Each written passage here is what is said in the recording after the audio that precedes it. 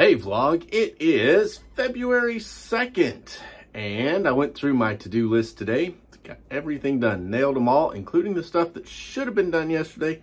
Got it done today. If you noticed if you missed yesterday's video, I talked about where I didn't quite make it on everything that I wanted to do yesterday. So, well, editing takes time. And guys, do you know how to edit YouTube videos?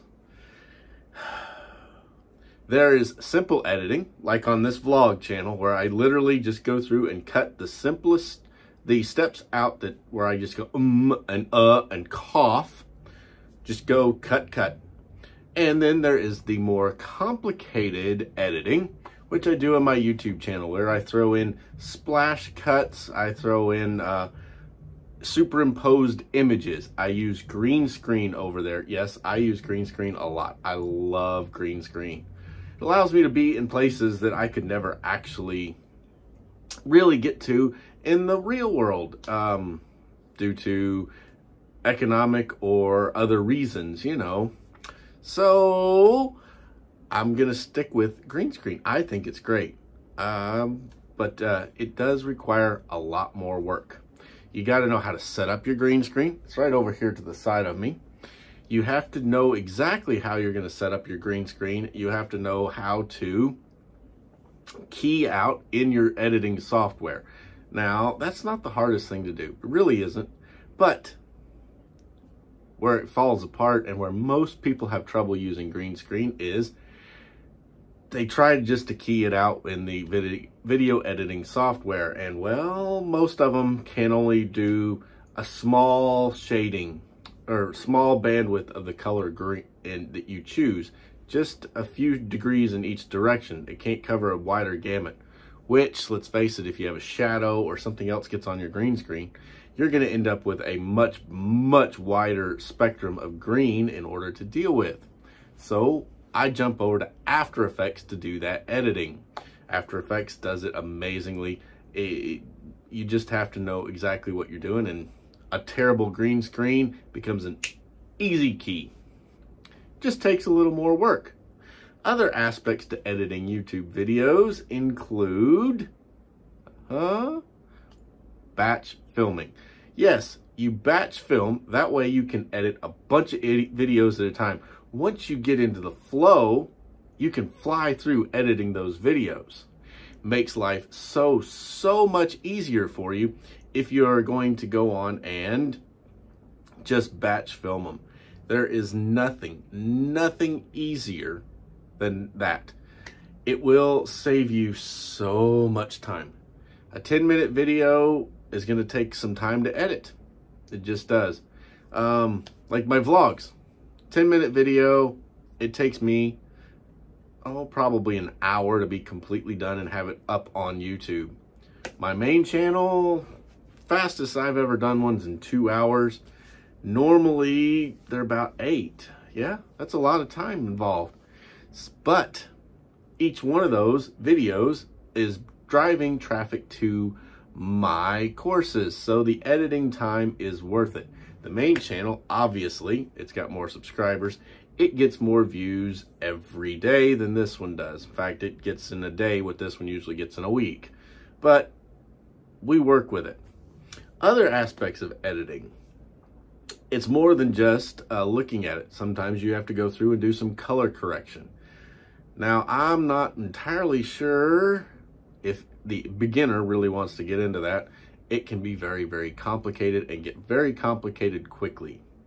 But sometimes it has to be done. You drop into the luminetric scopes and you start tweaking the saturation, the color balance, and the color temps in order to get you right into where you belong. Some minor tweaks are pretty simple, but when you really need to start recoloring, you're gonna run into a lot of time. Editing then gets very long and tedious.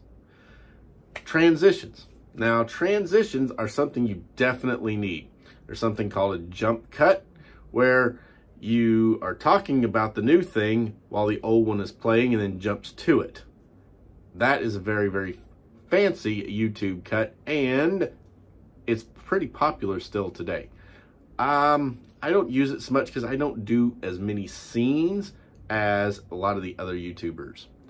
But when you're doing transitions, it's sometimes you just want a hard transition where it's click, click, and the person appears someplace else. But most of the time, you want a soft, smooth transition. Throw a cross dissolve on there. That way, it just seamlessly flows from one to the next. It's not a jump. But occasionally, a jump can be. Another great trick for your videos when you're editing.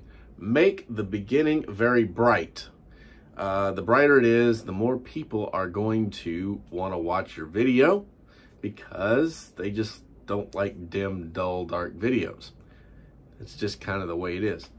So make that opening shot really bright. Give them a big splash.